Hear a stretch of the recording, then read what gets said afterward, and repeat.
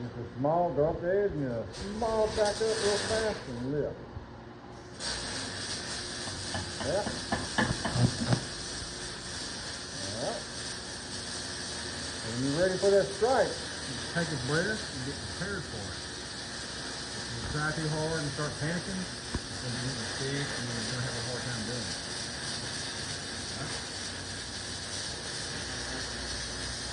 You see how I'm doing it over and over? I'm kind of like charging it up. You have to do it like 5 times real fast. Okay?